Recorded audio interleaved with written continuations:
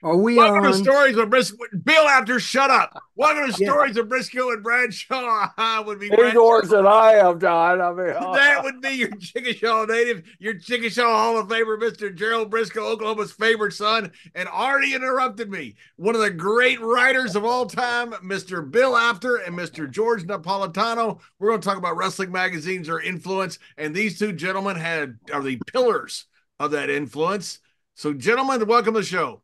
George, he Thank called you. us gentlemen. Well, thank you very much for the introduction. well, Yeah. George, that's it's good to John's see first you. mistake today, calling you Well, thank guys you, Joe. gentlemen. I've known you too long to call you a gentleman. Yeah. Bill, I've known you since the early days when I first came to Florida when I was a young puppy in this business, and my brother was just starting in this business too. Yeah.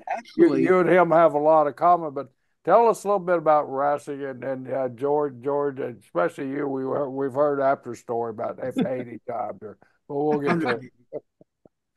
George, how did you get started? And you and Bill started together, basically. Well, we actually never worked together. We've no, always been on the opposite sides of the fence, always been friends. I We don't blame ne- you, George. we You're a never good worked man, George. Napolitano, let's tell him the truth. No, good. we never worked together ever. So We people were might have thought that. next to each other for Close many. in close proximity, but Well, never I saw together. you guys in the old West Palm Beach garden together lots of times. Yeah. Yeah. Yeah, we Well, were friends, but I'm going to tell you at least my side of how I first met George. I was shooting, I did a radio show in New York, and I was just starting with one of the wrestling magazines, and I was shooting pictures around the ring at Sunnyside Garden. And the worst thing a photographer could do is run out of film. What is film? Many people are asking. film, 36 exposures. Yeah, or as Ahmed Johnson would say, 36 explosions. Mm. Um, he did. So I turned around behind me, and there was this guy and this beautiful lady. Her name was Jackie, and he was shooting pictures there. So I asked him if I could buy a roll of film from him, and he said, "No, no, you can have the film. Who do you shoot pictures for?" And then I said, "For Stanley Weston." And if I remember this right, George, you asked me if I knew anybody, and I said, the guy from Ring Magazine, Nat Lube, I think is hiring people. And that's how we got to first Well, there talking was to a him. fellow. It was a fellow there who worked for Ring Magazine. His name was Sanchez Acosta. And Right, right. he saw me with the camera and he says, "You must take good pictures. You got a good camera. Let me see what you got." So I showed him pictures and he says, "Oh, you want to work for me?" I mean, I had no idea what I was working for or what I was doing or Yeah. what it all meant. And how old are you guys at this time?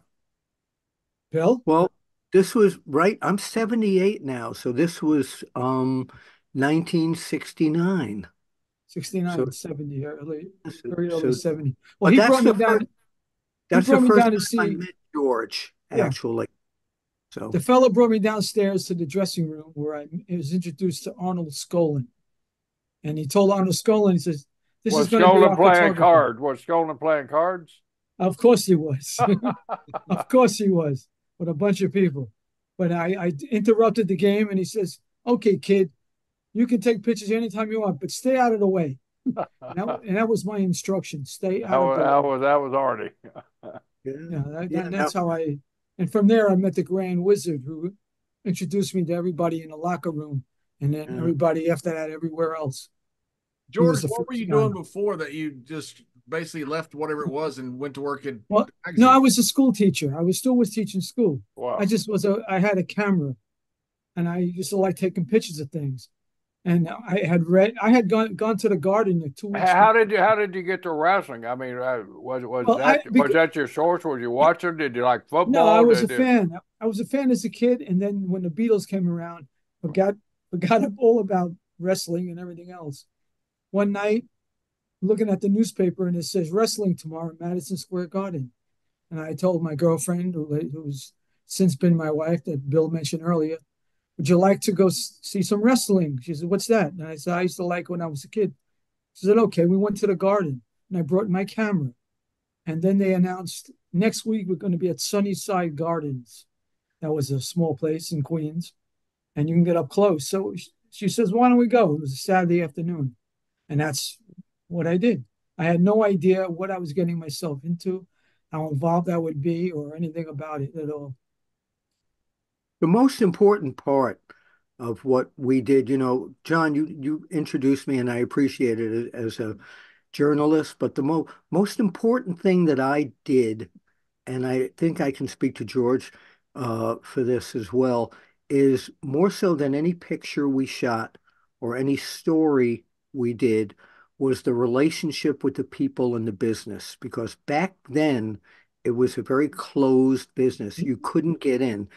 My Rolodex was more important than my camera or my typewriter Yeah, I back had a then. little black book with all the information in.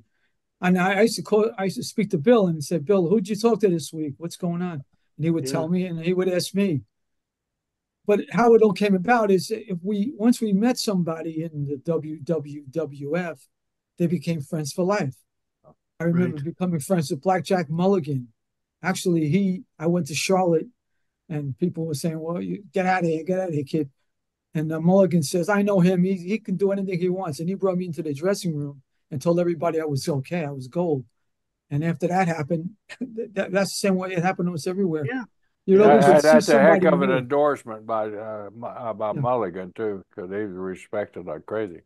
yeah. I That still was have, by the way, I still have my Rolodex in the other room here. I still have the, I bet the names on there are just priceless, man. The memories every time you turn that thing and see them. you're in there. I bet I am. See, that means it's priceless. What am and I the listed? press. What am I listed under? Uh, Jerry Brisco. I Okay, all called you right. Jerry with a J. Okay, and that was the big. That was Eddie Graham. Eddie Graham started it. So Yeah. let's take us back a little bit. Stanley Weston, the father of the magazines.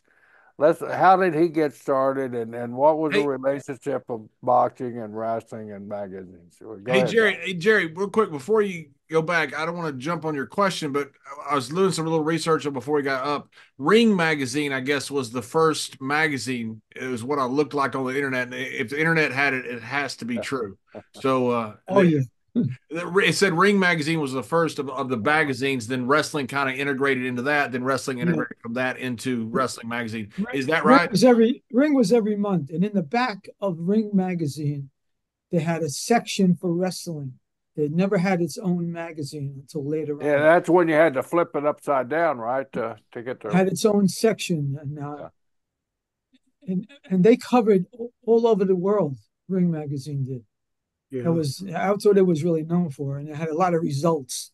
People used to love reading the results and the Oh, that results was in the so back. great. Yeah, but Guys who never heard of.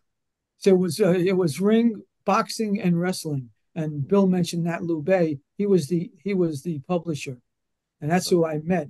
This fellow made me go up to meet Nat Lubay and ring, and I You worked guys a lot know of. how they compared with each other? I mean, which was most popular magazine? Was it Ring with the boxing, the pure boxing, or was it? I'm going to say that Bill's magazines themselves were more popular than anything. His company that put him out. They were Stanley Weston's magazines. Everybody calls them the APTER mags, Yeah, but they were Weston mags. Then no, seriously. Now you asked me about Stanley Weston. Yeah. So Stanley Weston was an office boy for Nat Fleischer, the original publisher publisher. of Ring magazine. That was When Nat Lubay's son-in-law. right. Yeah, So it was all boxing at that point. And Weston used to paint some of the actual covers of Ring magazine of some of the boxers posing. He was also an artist. Eventually he broke away from them and he started the original wrestling review.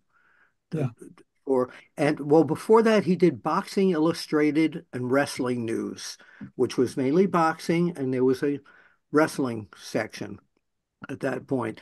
And then he broke away and he started he always told me this story, at his kitchen table, eating tuna fish sandwiches with like no money. He started Boxing Illustrated and Wrestling Review and got them circulated throughout the United States. And then he started making money on it. Now, the very first magazine that I ever bought was Wrestling Review. I went to Sunnyside Garden in 1963 in Queens, Sunnyside, Queens, and there was a guy named Joe Delisle, right, George? He's the one who printed the programs. Right. He printed the programs, but he Yeah, also was selling this magazine. wrestling magazine called Wrestling Review that he used to go out, drive out to Stanley Weston's house in Rockville Center, New York, and get a box of them to sell at Sunnyside Garden.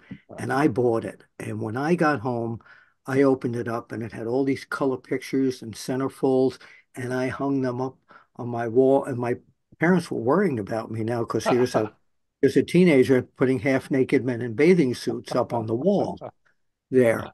Um, so that kind of hooked me. So I started making my own little wrestling bulletin called Wrestling Stars, where I used carbon paper to make 2 and 3 copies and gave them out in school, in high Huh. school. I never knew what the heck this would lead to. And eventually, after buying Wrestling Review for so many years, after Weston had sold it to Bert Sugar and Norm Keitzer, and I think there was some legal things, Lou Eskin, rather, not Norm Keitzer, there was some legal things. I wrote a story for Wrestling Review when I got down into the dressing rooms, and this was that issue. And look who was on the cover for the Well, very brother, first story brother that Jack, was that his I first cover? might have been. I don't know. Yeah. I don't know. Yeah. Wow. But now, the way I had gotten in the dressing room was I wanted to be a broadcaster, and I bought time on WHBI 105.9 FM in New York. And I did a drive time wrestling segment. It cost me $5 a week to do that. So I went down to Sunnyside Garden, like George did. And there was a guy named Oscar Keneal, who was the local Promoter. um, right, and he worked for Vince Senior, and no one could ever understand him. Oscar, I'd like to take pictures. Go, and he'd point. You never knew what he was saying. He let me in the dressing room, and same thing as George. Bruno and all these people were down there. Bruno asked me who I worked for at that point, and I just told him I had a radio show. That was that was all. So I then sent pictures to Wrestling Review, got this published, and then I started looking on the newsstands and I saw that Weston was putting out some, I don't know what you would call print bait these days, like clickbait, half naked girls on the cover with why Cora Combs has to sleep with I don't know, that kind of stuff. And I sent him some pictures, and he invited me out to the men's grill in Grand Central Station. And we talked, and he said, I can hire you to come to my house where my office is. You can file pictures and develop pictures 3 days a week at $25 a day. Wow. And that's what got me started. And then he was very dear friends with Al Costello. And he called Al Costello and he said, I'm sending this guy Bill on a trip to take pictures for my magazines. And I talked to George at that point, and George and I took a trip together, and Weston said, Don't do it. He's with competing magazines. Huh. That was my friend.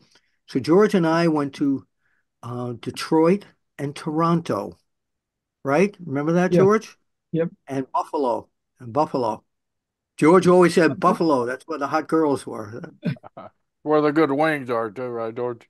Oh yeah. I think that was two different times. We did Detroit flying there. We flew there with Manny Soto. Right, right. That's right. And then we drove to Utica, Buffalo, You and drove. I Toronto. was driving. Right. Yeah. I drove. I drove like I always did. Yeah. Oh. So And, that's and how I got started, and just that put the key in the ignition, and little by little, I started meeting the promoters, and PWI started with the awards, and I was going on TV, and the promoter said, "Oh, you can talk, right?" Um, and they started putting me on TV because I always wanted to do that. And, it's still going to modern day. I'm still doing, podcasts for Sportskeeda 3 times a week now where I'm online. And the thing is, just like George, with me, that we both changed with the business, because if you don't change with the business, you're not in the business anymore. Right.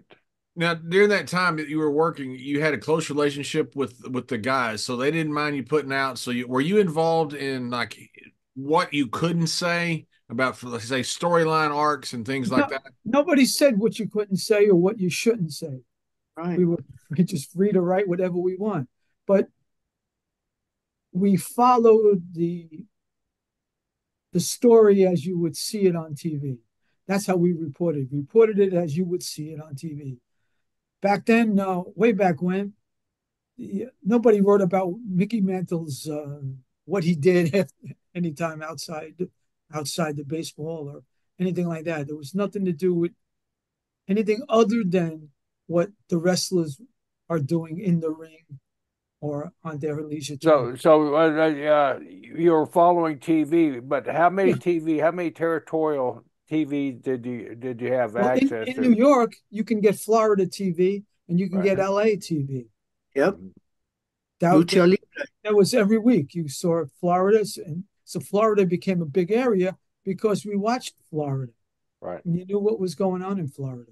So, And and the Bill, other ones we had. Bill my brother Jack, you showed me a copy of the magazine there. Tell us the story how Stanley wanted to interview and kind of gave you a job offer if you could Well, get. yeah, I'm gonna mention that, but you see, the magazines George worked for and the magazines I worked for had two different mentalities. Uh-huh. Stanley Weston would get a great set of photos, and he would come up with an angle for the photos and write a story around it. A lot of times that ticked off a lot of the wrestlers, like Mil Mascaras. One time, Mr. Weston did a story, "This Is Your Life," Mil Mascaras, and he called me and he said, "What is this story? This is bullshit." He says, "Yeah, I was not born in an adobe hut. I was." He said, "My father is a dentist. My sister is an architect, and also that happened with Bruno Sammartino. When Bruno found out I worked for Stanley Weston, he said, this Weston guy, if you work for him, I'm sorry, you're a nice guy." But I said, whoa, I'll straighten this out because he did This Is Your Life, Bruno Sammartino, and he had Bruno's like 6-year-old sister kill a Nazi with See, and Bruno I said, just I this, just wrote. Okay, I wrote as you see it. That's how I did it. That's how yeah, I yeah. presented But it. Weston was totally different. So Bruno Yeah. said he Every wouldn't every cooperate. once in a while, I would get heat from people about some crazy stuff that I wrote. I had to show them that I really didn't write that. That's not what I would do. Yeah, it was our magazines, and I And didn't then write them either. Well, who did you get heat with? I mean, yeah, just if you want to tell us, well, and how what was the see, story? they actually thought that we were together. If they saw us together, they thought we were together. So whatever they read, it's as if I wrote it too. Yeah, And he mentioned Bruno, and then I remember Bruno did say something to me. He yeah. says, "You don't write that crazy crap like that other guy." I said, "No, I just write what you tell me." I didn't write it. I didn't write it, but they didn't believe me. So this whole thing with Stanley Weston, Well, it was the I After mags, not the Stanley mags. That's well, right. they were mags. But so Weston, I told Weston, and he said that was an incredible story. How could he not like it? And Bruno told me all his neighbors he was very embarrassed. So I did what became the very first shoot interview in the Western magazines, where I sat down with Bruno for an hour, and I still have 75 to 100 audio tapes, Wow. cassette tapes of all the interviews I did, I have and them also. I have yeah, them. we did. I did. We did the Bruno Sammartino tells it like it is, So is and we that how did. you finally became close to Bruno? Was it's just I did, but if he got mad, he'd call me 3 o'clock in the morning, and he'd say, "What is this? Doggone." Yeah, but the Western magazines were what I currently, people call the websites clickbait. We were print bait because that's what sold the magazines. That's your George, thoughts. Georgia, your philosophy over there. Well, I I didn't like these crazy stories and this apartment So wrestling you debate. think Bill Oh After my stories were God. crazy then, right? That's Well, what you we were said. friends. We were friends. You were We used, friends we to used to tell. we used to compare notes. That's what we used to do. And the media was me and Bill. and Right, that's one or right. two other That's people. That right. was the media, not That hundreds of. Heyman guy. There were no dirt sheets going around except you two Well, guys. well, there was a dirt sheet, and then you had fan club bulletins. Oh, Were, you had a bunch of fan clubs going on. and Georgie that's M. all. Acropolis was Yeah, the one of the premier ones. and she had Buddy Rogers, and then she had Bruno. Yeah. Well, she had their fan scenes, not she Yeah, had yeah, both. yeah. Just want to correct that. So Bulletins. George, you didn't like the afterbag apartment wrestling, right? Not at all. Oh God, please.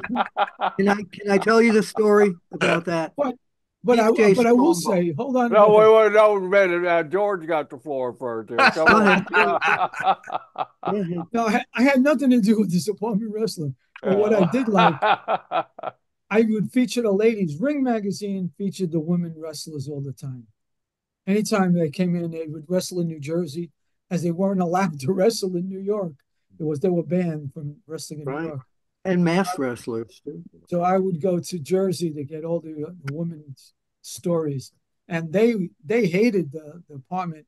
You're going to put us with no, no, no.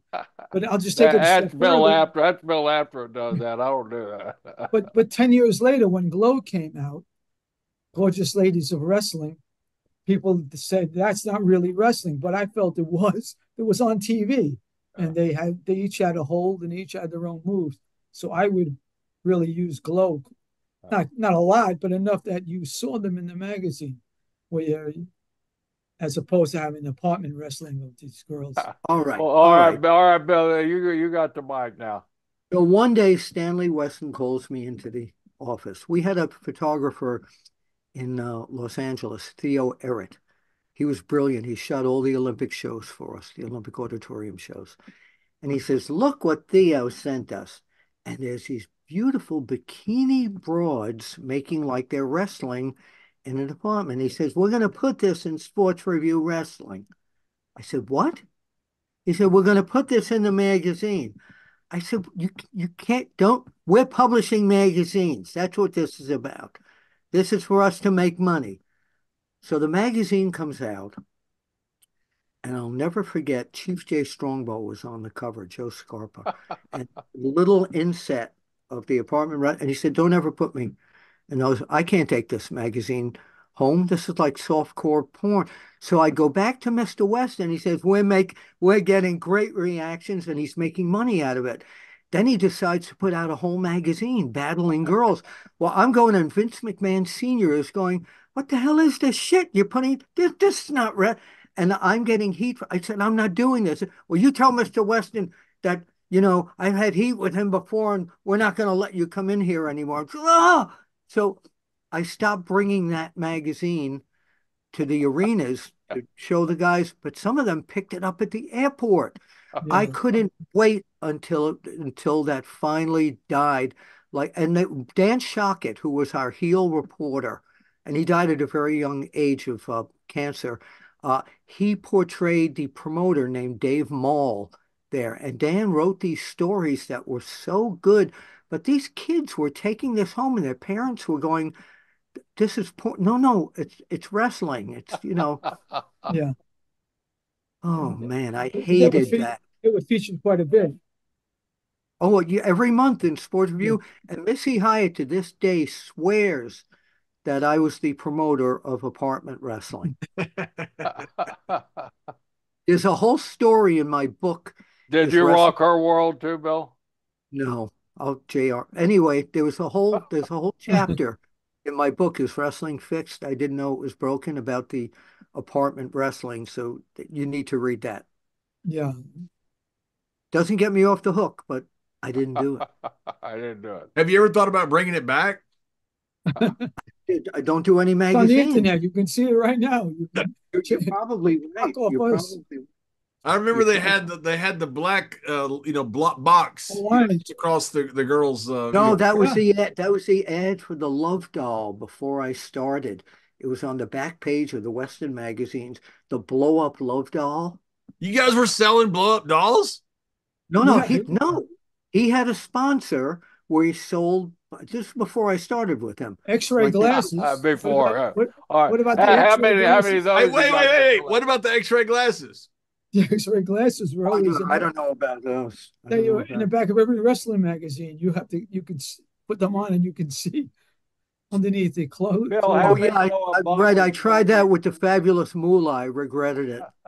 how many blow up dolls you got in the back and your memorabilia boxes back there? Well, behind the Bruno statue, I don't know how many. Did the glass? I always saw those advertisements for those glasses. Did they work at all? I don't know. It was a separate company he he sold them through. He didn't have them at his I office. know, but Yes, they would have. They had the picture. They have a picture of like a lady in a skirt, and you could like yeah. through the And the skirt see guy her with the legs. glasses. They Oh, put the, with the glasses on, and I never knew anybody who tried the glasses. all right. Now you know how I met my wife. Okay, next question, please. Where were you? Were you or she wearing the glasses? No, no comment.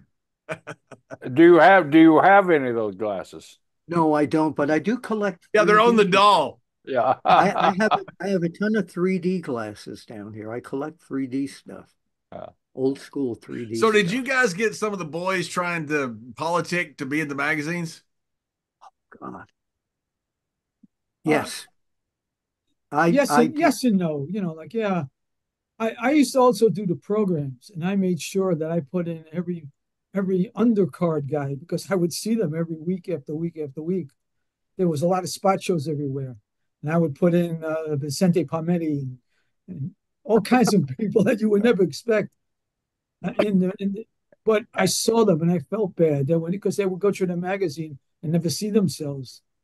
Yeah. How did you guys rely on like far away territories like Oklahoma, Kansas City, out in the middle of nowhere? I mean, did you guys give them any rub or any Yeah. publicity? And It depended. how did you get your If a information? guy from if the guy from Kansas City was in Houston, we made sure to do an interview with him so that it would reach the Midwest area. You That's keep in that's mind we probably were the internet before the internet. So, for example, you Exactly. mentioned That's the reason I'm Bill. asking. How did you get your information during that time with no Well, TV like out in New Jim York? Ross used to call me once a week for an hour and a half. It was getting very hard to listen to him just to tell me everything that went on at TV there. Uh, And then the cowboy came in, and then the cow. But I just want to go back to something that was probably one of the hardest things ever doing the magazines. I did the top 10 rankings, and you you did cannot those. believe people like Ivan Putski. Hey, you put me number 4 and Jay Strongbow number 3. You know I could beat Jay Strongbow. Why'd you do that? I don't want to talk to you anymore, Bill.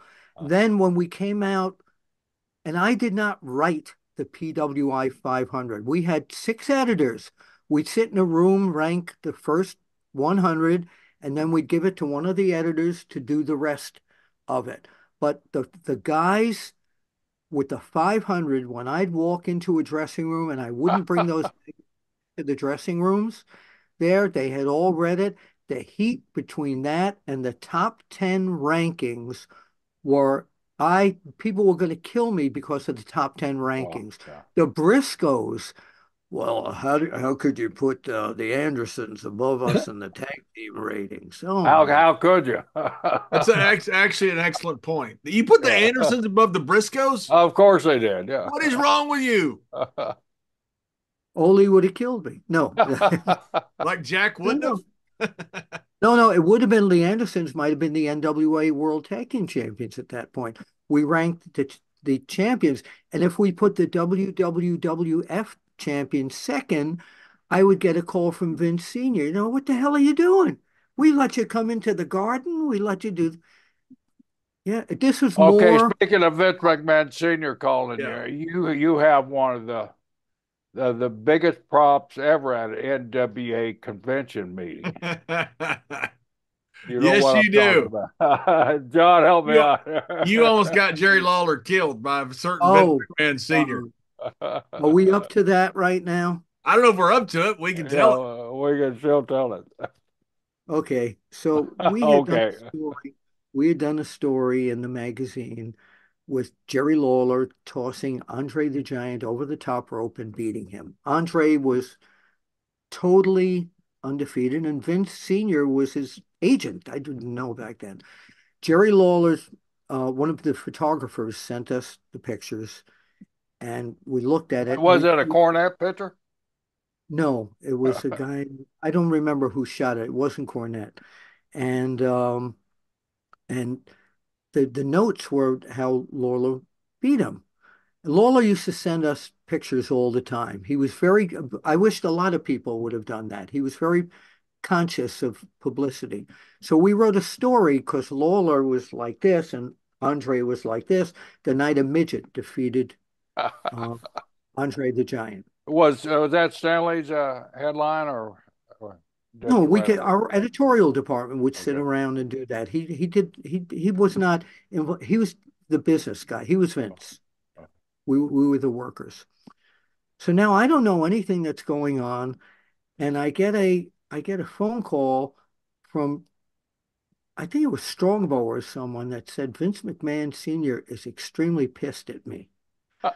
So at the meeting, at the NWA meeting, McMahon Sr. holds up a copy of the magazine and he says, "This is what's hurting our business."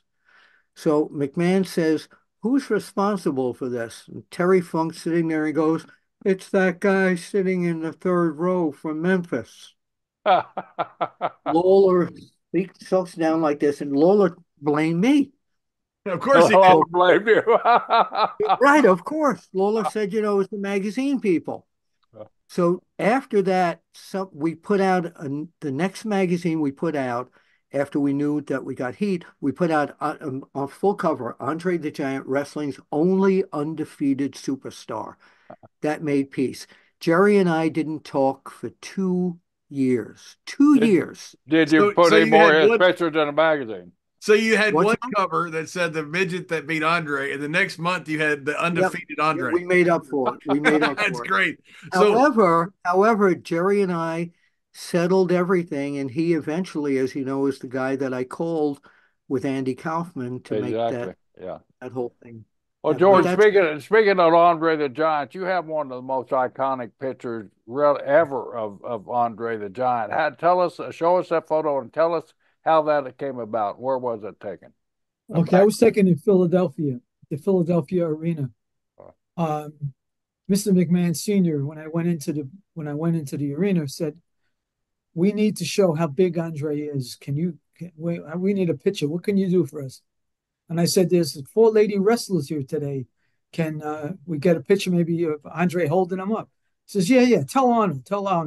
So Arnold Skolin went and got the girls, and as soon as Andre saw them, he put his arms out. Here we go like this, and he points. One girl gets on one arm, another girl gets on the other arm. Then the same thing. The second girl got on each arm. He holds them up like this. He holds them up, and all of a sudden, I take one picture, 2 pictures. He says, "Boss, you got it?" I said, "I got it." Okay, it was 2 shots, and that was it. And then I gave it to Vince Senior, and the picture went all over the world. it it's still a is. great photo. Yeah, it's Yeah, it's still going It's around, one of and the greatest photos ever. people It imitate is. that It picture is. all the time. Oh my goodness. Dude, Tell them who are who the the girls are. who are the ladies? Yeah. okay. Um, Donna Christianello, I knew Donna. Vicky Williams, I knew Vicky. I knew old Vicky George. Williams, and Debbie Johnson, I didn't know Debbie. and this was a new girl, and she wrestled as like the farmer girl or something like that. I forgot her name at the moment. That's the only Wait, one. let's see, George, in case I can figure out who that was. It was Daisy something they called her. Yeah, Daisy's. Yeah, Yeah. that's the picture. So George, the picture to set that up, was it literally that easy? I mean, Yes, they just I climbed on him. and he that's the way it came out of my camera. I took 2 pictures, not like you do today, and look in the back and check it over. I pressed one, I pressed the second. Says, "Boss, you got it?" I said, "I got it." Okay, and that was it. And he put his arms down. They Was there any effort at all and Andre no, lifting them? I mean, not at all. that's what 400, 500 pounds easy. Each girl is at least 100 and a half, at least. So he got Six 600 six pounds. hundred. You got 600 pounds on him being held up by his arms, Yes, and Wow. he just lifted them up. he just lifted him up. He put one on the left arm, one on the right arm, then the second one on the left arm and the right arm. Wow. Just the fact that he's able to And he put balance his that hand out straight is up in the air, phenomenal. Yeah. and he put his hand straight up in the air. And See, that's amazing, George, because I didn't know, but I would have, if I would have guessed, I would have guessed that picture was gimmick somehow. well, they used to say that's the gimmick photo of Andre. I would have to say, no, it's not. There's no gimmick involved in that. You just literally said, Andre, take a picture with all these four of these girls, Yeah, and you took it backstage in Philadelphia. that was it. It was Wow. right Wow. outside the That's dressing room door. incredible. Yeah. Another Andre, by the way, when you talk about Andre the Giant, and again, the This Is Your Life series, Mr. Weston wrote those, and he had thought that Edouard Carpentier started Andre in the business. So I'm at the Edison Hotel. That's where all the wrestlers stayed. Remember that place, George? Of course. I remember too. Hotel Edison, right? That's where they all stayed. And Andre walks into the Edison. I was hanging out in the lobby, and he's got a copy of the magazine with him, and he's with Frank Valois. And he looks at me and he says, "You write this story?" I said, "No." "Why?" I said, "It was my boss." "This is bullshit. Who wrote this? Carpentier? He did not start reading it." And I thought he was going to kill me. He was so angry. Yeah. He was so angry. Yeah. See, So Bill, when you saw that picture of Andre holding the ladies there, did you guys ever run it? No, we didn't. We only ran what Mr. Weston bought, what we yeah. bought. So, George, did Mr. McMahon love the picture? He Oh, obviously yeah. did. I mean, right after that was like in 72, 73. Right after that, I couldn't do anything wrong, anything. I guess. But what had happened was the Grand Wizard had introduced me to Vince McMahon Sr. and said, anything we need, this fella can do it for us. And that's how it really started. And I used to go to the TV, and Bill knows, there wasn't many people allowed at the TV. I was one of the only people. And George, tell us about Vince McMahon Sr. Oh, to me, he was very nice. His handshake was his word. If he said something to you, that was what it was. And I never had a problem with him at all. He was always, every once in a while, he'll ask me for a picture or two, or what do I think of something. Just, I can't actually say it right at the moment, but he would ask me about what's going on sometimes across the country, because he'd know that I would travel. He was just a really, really, he was a gentleman. Everybody says that about him anyway. He was really very, very nice to me. Well, a couple of years past that, I did a picture of Monsoon. Monsoon was wrestling Baron Cicluna, and this was on Twitter yesterday. And Monsoon knocks Cicluna out of the ring, and all of a sudden, Muhammad Ali comes into the ring. And then it was a confrontation between Monsoon and Ali. And I took the pictures at ringside. Now, what were they setting up, George? They were setting up the Inoki Ali fight in Japan. And they needed publicity on the fight. That was going to be, I want to say 1976. It was going to be on closed circuit all across the country. And after I took the pictures, I brought it to UPI in New York City, and they ran it in the back page of the Daily News, the three pictures of Ali knocked down. And when Mr. McMahon saw that, he says, "You do everything for me," you know. And that was like a year or two later. So, and Mr. McMahon always Senior seemed like a man that just had incredible presence. Yeah. I had a few cranky run-ins with him. He didn't like Stanley Weston because Weston. I don't know why. No, Weston. Apartment wrestling. No. Due to the APTER apartment wrestling. No, he didn't have many issues with editorial stuff, Vince Senior, but he had an issue. Stanley Weston and Phil Zacco, the promoter in Philadelphia, had a very bad parting. And when Vince Senior met me the first time, he said, "I'll give you a chance, if you play by the rules, etc."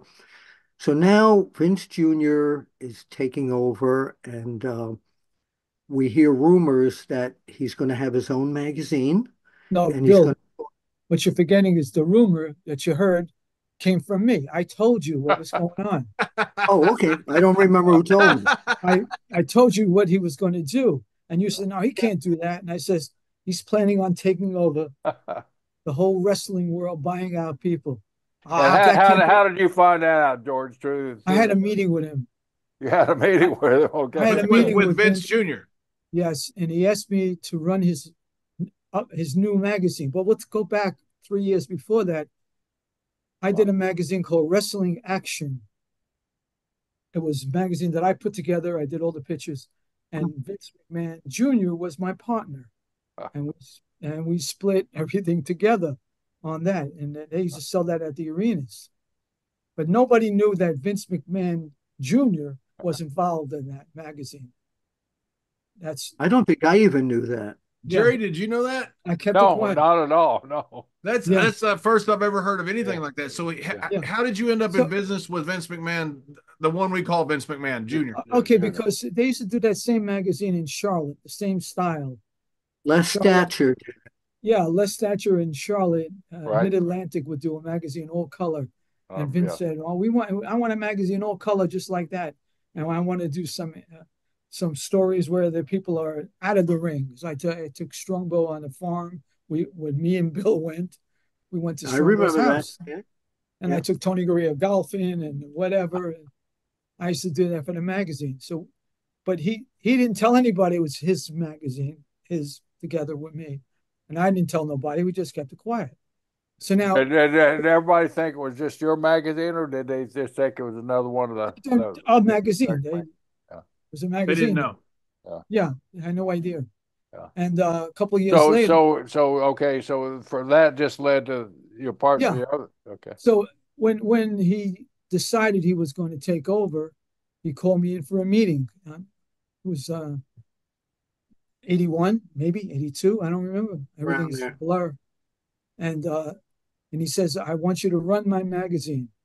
I said, "What do you mean?" I said, "You move to Stanford, and I'll take care of you. You'll take care of the magazine." I said, "I'm living in Brooklyn. I got a family. I have children. I can't do it." "Oh, what do you mean you can't?" I said, I just can't do it. Thank you. I said, "I like what I'm doing, traveling around the country, going to all the different territories, seeing all the people." He says, "Well, that ain't going to be anymore. I'm taking everything over." Wow. Yeah, Really? So, yeah. I what year was remember that the when he told you? story. What year was that What's when he that? told you? It was about 6 months before he took over. That was in December of I want to say 81, 82.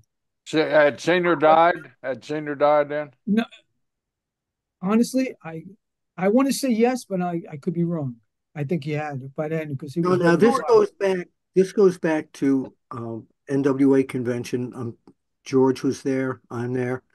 And Vince Sr. and his wife Juanita are sitting at a table with David Von Erich and his wife Trish and several other people. And I think George, you might have been at the table there. I don't remember. And I went over to say hello to David, and Vince Sr. grabs my hand like this. And he says, "Come over here." He says, "I hear you telling people that my son is going to, take over everything and take over the magazines and the territory." I said, "Yeah, I found out that he's planning on his own magazine." He had also, after George turned him down, he'd called me too. And he said, "Well, listen, you son of a bitch, George is in with us. You get this? You want to be part of the fold, you'll watch what you're saying." And I was never a heel.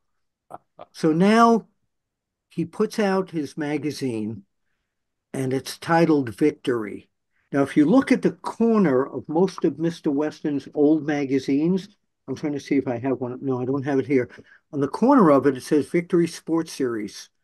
So Vince puts out the magazine, Weston sees it, and the lawyers are now, Oh, "You can't do that," to Vince McMahon.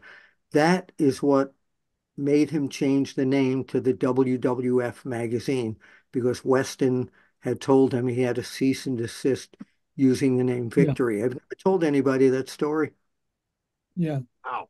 yeah. I just didn't want to uproot myself. I was teaching school, and I had family, I had kids, and I just didn't want to move to Stanford. I didn't know what to expect, but knowing that the volatile nature of the business, that it might not be a good idea to do to just break away and do that. So George, when you guys are hearing this, you guys are hearing at the very beginning from Oh yeah, the man who but I made the didn't. But play. honestly, I didn't. What were you guys thinking when these territories started hey, dropping by the hey George, wayside? maybe cut you off, Mr. Briscoe. George, right before that, what were you thinking exactly when Vince McMahon, what we call Vince McMahon Jr., was sitting there in the office with, I guess, just you and said, "I'm going to take over everything." I, What I did you couldn't think? believe it. I just thought he was out of his mind. How can this be? This can't be possible. How can he? How's he going to do this? You Desperate. remember he banned shooting for some time. Vince Sr. and Jr. planned this during Pedro Morales was against Pampero Firpo, and they said no photographers around the ring. We're not doing this anymore. Do you remember that? Not really, Yeah, we for but 3 shows. And then all the boys started complaining that they're not in the magazines anymore. it was the night when he kicked us out, quote unquote. Yep. It was the night that Where did that happen? Hulk wrestled on the Iron Sheik. It was the night that Hulk became champion. From that point on is when he Oh, see, wanted. it was before that we were told we couldn't come in. He Long, told us we before couldn't that. come in, but we went in and we were in the garden. Yeah, I didn't. I didn't go. We were That escorted out of the garden.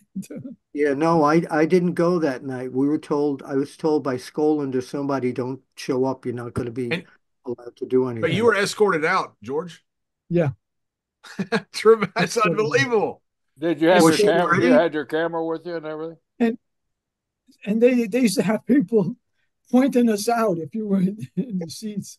They used to watch us. The people that work for the WWF. Wow. They were pinpointing. I'd go sometimes just to sit and watch. And what was his name? David Ferragnoli or someone would walk around looking. Looking, Does they he were have looking. a camera? Does he have a microphone? I don't. I'm here as a guest. I'm here as a guest. But the magazine wars are something that no one really See, but ever. what happened after that is we went and I, along with Bill, pushed the Mid Atlantic and pushed New Oh yeah, Orleans and all these things. And guys who wouldn't have gotten the push that they had before were getting a push now. You were looking in the magazine, you were seeing all about the Rock and Roll Express. You would think who they were God, along with Okay, the I got. Fantastics and the Fabulous Ones and Yeah, all these people, the Von Erichs. yeah, Crockett's territory became our prime Yeah, focus.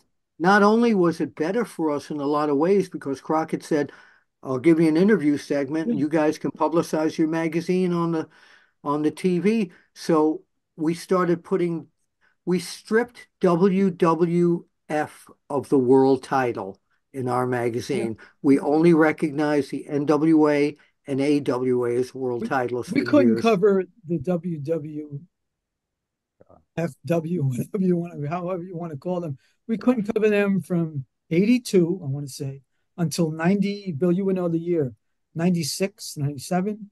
Oh I don't my remember. I'm goodness. terrible with time frame. It I did. was what had happened is Bruce Pritchard called up and said, George, we're going to allow you back in the building. I said, really? I said, I don't need to go. He says, no, well, you can come in, you can take pictures, you can do whatever you want. We'll help you. Knowing what we had gone through, I said, no, it's okay. I enjoy what I'm doing. We don't really need your help. And Bill said, you said, well, if they're really offering it, I want to go and do it. And And I I did told you, right. I'd rather not. Yeah, I did. I And went. then we did go. But what had happened is I was told whenever anybody picks up a magazine, you're going to look through and you're going to see WCW, ECW, and WWF. It looks like we're the third promotion. We're not the big promotion. We want to have equal footing. And so all we're asking is that we are presented the same way as the others are presented. It Yeah, wasn't like I did anything wrong. Yeah. during the war with WCW and Yeah. WWE, and Eric Bischoff was like, "Guys, do what you want. Wow. We're here. Do what you want." That's interesting there. You guys had an open house at WCW where See, you but couldn't get in. if they would have just kept us, Yeah. the territories would people would have died a lot sooner because there would have Yeah. been no promotion on them at That all. is Right. so interesting. Yeah. What an unbelievable take, which I agree with. Yeah. Yeah. That's You know, how long? they lasted 5, 6, 7 years more than they would have if we Hmm. weren't there. Yeah. Wow. I mean, We, seriously, we were the And internet before how the long internet. did Vince's magazine last? it lasted until they couldn't sell them anymore. People weren't buying magazines. That It was like lasted pretty 4 years long. ago, 3 or 4 years Yeah, I ago. mean, They Yeah. but they stopped. went out of, they just stopped circulation. Yeah, it wasn't Yeah, the long whole ago that wrestling I thing. think right before COVID, like 2019, they quit the Yeah, magazine, huh? yeah. Yeah, But and it John, never. PWI is still John, pro wrestling I used to go to is still out Dallas a lot, and my friend was Larry Dwyer. I know you knew Larry. Yeah, there. very Yeah. well. I know I Larry know very you well. know him really well because he always would talk about you. I just Yeah, wanted to yeah, yeah. say Good guy. from way back, he was a referee and he was in Kansas City. He was my gopher. He would carry my programs, my magazines, my Yeah. camera bag. He was a big guy.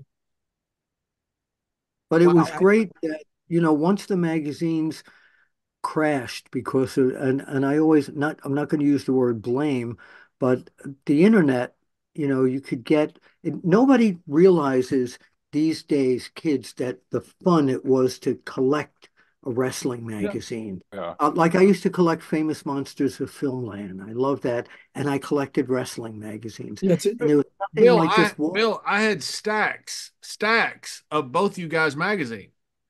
I mean, Right. I loved it. In Sweetwater, Texas, we didn't have much, so we were way in the middle of nowhere. But I'd loved when you go down Look, Harvey, a bus. you I go got down to the it. drugstore and you were able to get those magazines. It was awesome.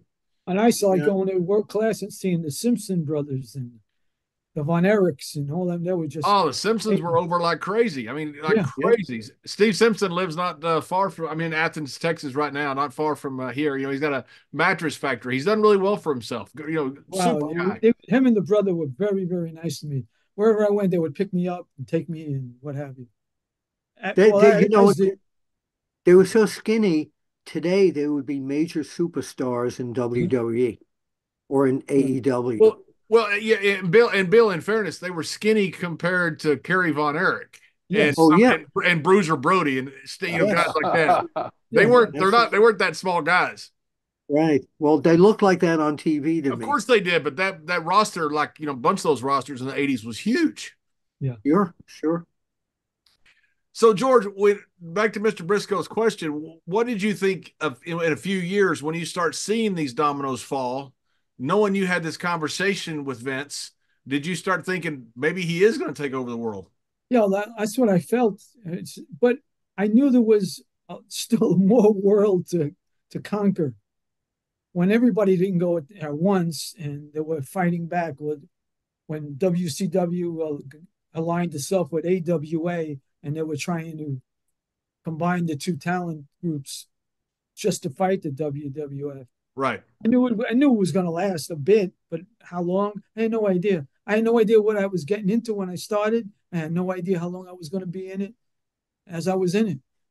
And I thought Crockett was going to at least stay alive for as long as, McMahon was Yeah, around. Crockett got the closest to, I was being. surprised when they went out. I really was. I And was shocked. you saw the WWF on TBS. Thanks to Jerry. that's right. That's right. Excuse me. Excuse me. Well, the George and Bill, one of the things me and Mr. Briscoe have talked a lot about the 1983 Super Clash. That was such a big deal. It was such a big Yeah. deal to Vince. Also, either 12 or 13 guys off that are WWE Hall of Famers. So when he saw that, Yeah, he went and got Piper. He went and got the Briscoes. He started yeah. getting all these guys that was on that. So I think you were right that Crockett was the guy. He had the territory, but I think Vince saw that too. Absolutely. That's why he got all the. There were very few star. Once he started getting like Tully and Arn and even the Road Warriors, all these people, they were like the one guy he never took, which shocked me, was Magnum TA. because Magnum in Yeah, his prime, he would have been a major star in WWE. Yeah. 100%. I've always thought the same thing. I've always thought Magnum TA was the one diamond out there that was not poached. Yeah, Why do you think that But is, Bill? but he got hurt though, didn't he? I That's mean, what I would say. I thought he was already hurt at that he was time. already hurt He when got I they don't. he when they got put him hurt. really Jerry, I loose. think you're right. I think he, right when he got to the peak of, the Yeah, business, he got hurt. So he he never got hurt really had a badly. Yeah, chance to Yeah, go anywhere. yeah. And Nikita Koloff too. He was another guy that never I thought would do great in WWF. Well, we had Nikita on, and he said that he didn't want to schedule, and he was smart with his money, and God, he would have been huge they with they that. they were they're printing money where he was at that time, and he was a part of it. So, but yeah, That Magnum was if the he'd same been with that was the same with Steve Simpson. They called him, I forget who it was that in WWE called him. Jerry, you'd know off the top of your head. I can't think who it was. I don't know if it was Chief or I can't remember who it was. Called him and said, "Hey, Vince really wants you." And at that time, Fritz had told him, "You're my guy," and okay. so he stayed. And now I think if he'd have gone, he'd have been Yeah, a major star up yeah, there yeah. yeah. because he was They were talented. they were from South Africa, correct? That's right. Yeah, Their dad was Cone, that was the promoter down there in South Africa. Came from a Yeah, really good, yeah. they had a good hot territory down there in South Africa under his father. yeah. He came over and started with Blanchard and then kind of worked his way up to See, Fritz. Blanchard, you made me think of something else. You said, "How did we find out?" Well, we had friends in all the different territories. For me, I would Right. call up Bushwhacker Luke, who was from who was a booker in Pensacola or Right. Tennessee, and then in San Antonio. He would tell me what's going on, and he would relate stories about other people. And another one of my contacts was Kevin Sullivan, and Kevin would always tell me what was going on in Florida and in Georgia and surrounding. That's how I found out a lot of stuff. And then I would call on the phone to Bill, and we used to collaborate Yeah. our The phone stories. call, the phone call that I got that I'll never forget is about 9:30 one night. Jim Crockett always called me. He's going, "Hey, what's the scuttlebutt?" And this time he calls me around 9 o'clock at night instead of 9 in the morning. We talked almost every day. And he said, "I just got a call from Vince that he's looking to unload the time on TBS. What do you think he's thinking?" And Wow. yeah, yeah, Jimmy Crockett had called me and I said, "I don't know." I said, maybe, I know the people down in Georgia, the ratings are tanking. They don't want that New York type of style down here. But that phone call was the beginning of when, Vince wanted to get out of that whole deal. I can tell you what he was thinking. He was thinking Brisco got me. That's what he's thinking. And he never forgave me for that either. What Hey, Jerry, story? tell him what he always said to you. You don't have to get the entire island back at one time, Briscoe. What do Yeah. you two remember? What do you two remember about the magazines? Like a cover or a story? Was there something that stayed in your mind to this day when you think back of the wrestling magazines? I can tell you my first, when I was a kid, Brute Bernard and Skull Murphy, Uh-huh. Oh, they would yeah. be covered in blood. I mean, it seemed like the blood would rip off the magazine. It looked like Eddie Guerrero bleeding. But those Yeah. guys, but that was always, I was scared. I actually got a phobia about Skull Murphy. I thought he was Brute Bernard. I thought he was the meanest looking beast I ever seen in my life. And then when I was a rookie in Australia, my third match in Australia, he was coming in from Hong Kong, and I was scared. I was booked with him, and I don't know, Perth or somewhere like that, where he's coming. I coach where he's coming into. I was scared to death to work with him that night, of course I made the mistake of telling the dressing room, about when I was a kid looking at Skull Murphy all the time and all that blood and everything, and how the pipe wrenches and all that stuff. So I'm out in the ring, and here comes Skull Murphy out. First thing he did, he goes under the ring, he comes out with a big old pipe wrench. And my 22-year-old mind said, holy shit, I'm gonna get it right here. He comes in the ring and he screamed back off, cocksucker. I backed off. He drops the damn pipe right, pick it up. And I said, of course, I'm going to pick a damn thing up before I'm picking to hit me with me. So I give him my best way to try to hit it. He goes out of the ring. Of course, the referee takes away from. But it's his rib on me about me being afraid of the pipe. It's unreal. John, what do you remember from the magazines when you Bruiser were? Brody. I just remember Bruiser Brody. Same thing with Blood, with Chains, him Yeah, against Abby. I mean, I used to Abby, get those yeah. magazines. I thought, my Oh, God, this is a war. And then I used to get to see it, because they would come to Sweetwater or Abilene to wrestle. And I got to see Brody in person, Abby in person, and of course I'd see it on television. And the big thing was the Von Erich boys. I remember there was a wrestling cover one time said one day Fritz von Erich will be known as Kevin von Erich's dad. And I remember Yeah, thinking, oh my God, that's awesome. did you do That's that, great. George? yeah, Yeah. I remember that magazine like it was yesterday, seeing that yeah, because I was such a fan of, me and my grandfather used to watch wrestling together. We loved the Von Erichs. And when Kevin debuted, I remember getting that magazine because Kevin was on it. And that was the yeah. title of the magazine. One day, I re uh, I remember being there in Texas Stadium. Kerry wrestled Flair. Yeah, we were there for that. Did you Yeah. guys have any trouble with budgets, getting budgets to go to these events, or what, do you I'm, have s- to pay your I'm way, or what was the deal on travel say it now? Well, again. Weston go ahead, George. Sorry. I didn't hear the question. What was that? The budget for your guys' travel. What? Oh, I'm sure we both had a different deal. I had to Yeah. produce the magazine.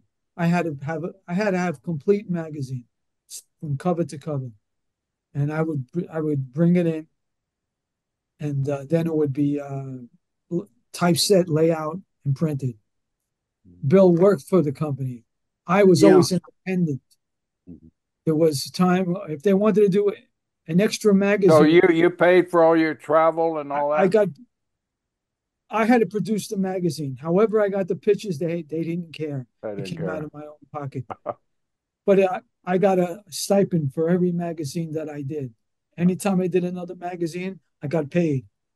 Yeah, mine was totally different. I had a weekly salary, Yeah, medical, dental benefits, and the whole bit. And when I needed that's why Mr. every West, picture I took, I owned. I still have all my pictures. yeah, wow, I that's don't. awesome. All mine are owned by the companies Are they? that I work for. But Yeah, Mr. Weston would tell me when I tell him, well, something's going on in Houston or whatever, he'd say, well, call Sybil. She was the travel agent, and they would arrange I never had to put out any money or anything. It was always yeah. taken care of. I would buy my own ticket, but I knew what I was going to get back out of that show. I knew who was there, and Yeah. I'm going to do 4, 5, 6 stories already. And I knew how much I want to get back for those stories, or how much I was going to use in a magazine. Yeah. See, I still go right now and I take pictures for Pro Wrestling Illustrated, my competitor. Whoever thought that would happen, right? but, Yeah. but I don't feel involved because I take the pictures, send them there, and then they do what they want to do with them. Whereas Yeah. before, anything that I took, I would also write. I would write everything that I photographed. So I knew what I was going to do with every picture I took. Right. Then I had some kind of connection to them. I have no connection to what I do now. I feel. Which kind of seems strange because Vince McMahon, I'm saying Vince McMahon as in junior, Vince McMahon always, brought wrestling guys into wrestling, but it seemed like he didn't do that with his magazine, at least in my opinion. And maybe he did, but you guys would know. But I always thought that you guys' magazine was just far superior to what WWE's putting out. It was almost like a kids program. It'd be you Yeah, have yeah. Hogan and it'd have Bundy and it'd have How those we guys. used to do it. Yeah, He wanted and the magazines to be like a Sports Illustrated type yeah, of magazine, just very classy, without blood on the cover. Just, that's why yeah. they usually I had one image on the cover. I did one magazine called Wrestling Scene, and Wrestling Scene always have bloody covers. Then I did Wrestling All Star, and that would be the pose photo. Ringside would be action. There were times in the '80s up to early '90s that I did 4, 5, 6 magazines a month, the whole Wow. Yeah. thing, cover to cover. Now, were you By still yourself. teaching? Were you We still had I seven people doing it. Yeah. I had 2 or 3 people that I could depend on to send me a story. Other than that, I would have a meeting with myself, going over the ratings. I would decide what I'm going to do myself. I was a force of one, and plus two or three others that I knew would send me a program. Sorry, a program. Send me a story and pictures from the Northwest or from Charlotte or from AWA. I had covered. That's how I used to cover it. By the way, going back to what George was saying when Vince was told him about taking over and everything, Mr. Weston called me in the office one day and he says, McMahon called our distributor and said that they better not distribute our magazines anymore Yeah, because they're taking over and they're going to make sure that nobody, they did that. I just wanted to go back to that part. And also blood on the cover. By the mid 80s, the distributors didn't, Mr. they Weston used couldn't to do love, it. You couldn't. yeah, You couldn't have couldn't do color. it. What had happened is then they put they used to turn them around on the newsstand. Yeah, Some because you couldn't places have Oh blood on the yeah. cover in couldn't show the 80s. blood. Which made every Yeah. kid want to see why it was turned Yeah, around. It's the And greatest that, well, marketing that's ever we for just you. stopped doing it. that's We why I just used to stopped. love. That's why I used to love going to Puerto Rico. I knew I went to Puerto Rico. I had all the bloody covers I wanted with Abdullah, All blood. Brody, Bushwhackers, and Yeah. what have you. Do you guys feel that you guys really had a big influence on the territories and how they were promoted or how what's talent they promoted to the main stature?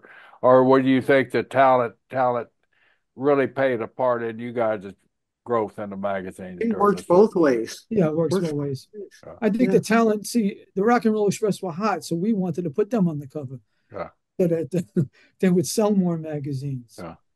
I mean, What was the difference between you guys and the Japanese magazines? You know, when started in Japan, the way you got over was to be in magazines. You know, they'd well, take really good that's a pictures. whole different story. Uh, the Japanese magazines, there was a whole lot of them. Now I hear there's really still only one, and it only comes out occasionally. Yeah. Uh, they wanted they would send a Japanese wrestler over to the U.S. and they wanted coverage on them because then they looked bigger in Japan. That's right. So at the end, even if they didn't win the matches, the Japanese photographers, Jimmy Suzuki and Shun Yamaguchi, and a couple of the Japanese photographers Wale Yamaguchi. Yeah. would get together at the end of the night and make sure they write down the right time, all at the same time of the match, and the Japanese guy always won. Yes. Yes. They, Oh, they that's would how make we sure got to that know they won Inoki. in the magazine, that they Yeah. would write the That's story. So this way, to the fans, they seemed more important being in the United States. When yes. I was Yeah. in And the Europe, same way the other way too. When I was in Europe, Jimmy Suzuki. In fact, he's the Okay. one that got me. He's the one that got me my job. He happened to Okay. be in the dressing room with Otto when he's deciding on the last spot of wrestlers, and my picture's laying there. And Jimmy literally goes, "Oh, I know John. He's a good boy." And Otto goes, "Okay, I take him." And that was Yeah. it. Literally, that's how I thought I got there because of merit and because he'd seen my No, video. no. Otto didn't watch any videos. I got there because Jimmy Suzuki goes, "He's a good." Right. Yeah, yeah, yeah. But when Yeah. Jimmy I came over all the time, a lot of yeah. times, with the representatives from the Japanese companies, because they'd always send a young guy over there. It was very promising. We had, I Sure. think, Hiro Yamamoto, I think was his name. He's now 10. He was now became Tenzin when he went back Oh, to okay. Japan. Yeah. Yes. Huge star, great young man. But when he's there, they had him wrestling, one of the legends like Tony St. Clair or something. And obviously he was doing the job. But they had for the Japanese magazine, he had one point where he stood over Tony or whoever it Of was, course. flexed And he his won. arms, and Jimmy took all the pictures, and that's the picture in the Japanese magazine. Of course, that's how I used to do. And then if the wrestler was going to Japan, they would tell me we need pictures on such and such, and I would then send the pictures over to Japan of their appearance in the garden, just to show that they're being pushed. Yeah, and if it wasn't for the American wrestling magazines, the fans here never would have known who Inoki was, who Tiger Yeah, Mask was. Yeah. None of they all, Right. and they knew to get booked at the Garden the garden because was the spot. George and I were there, and they knew they'd get the promotion.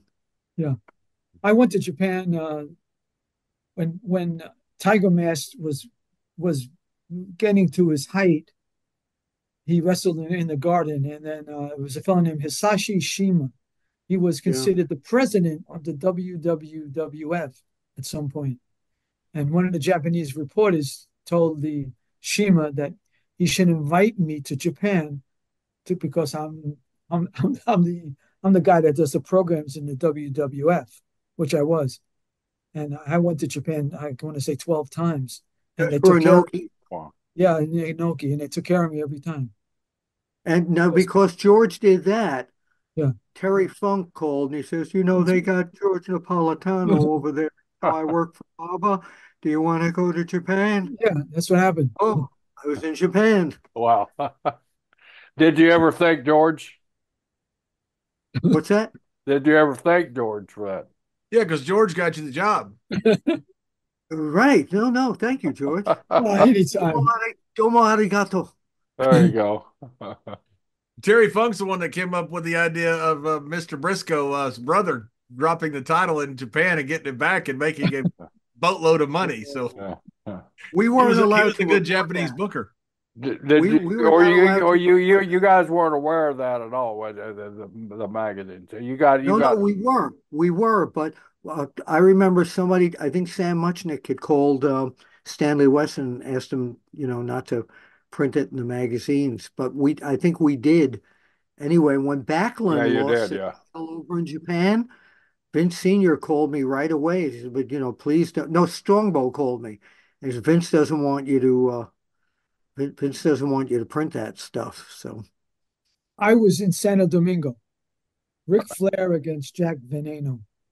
When Jack Veneno defeated Ric Flair. But who? John, have you heard this story? This is a phenomenal story here. Yes, I have, but not the whole story. I know Okay, exactly what it's George, talking. Yes. you was there. Take it from the Oh, this beginning. is great. I'm so This is happy a you were there, phenomenal George. story. yeah, I was invited. Jack Veneno tells me I was in Puerto Rico, and he says, "I'm going to wrestle Ric Flair."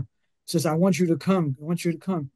I'll take care of you." I said, "Okay," and I went to Santo Domingo.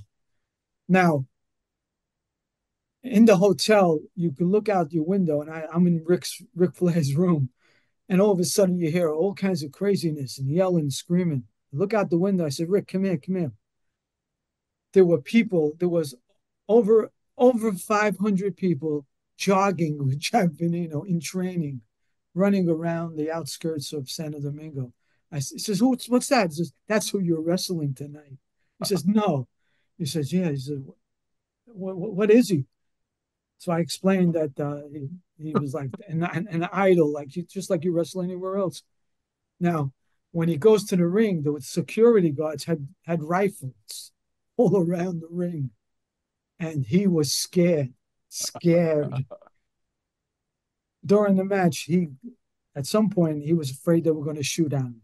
I mean, it looked that way. The crowd was so against him during the match. Was it a real hostile crowd then? Oh, it was hot. Really, really, really hot. Puerto Rican crowds were very It was, hostile Yeah, back then. it was a hostile in Santo Domingo.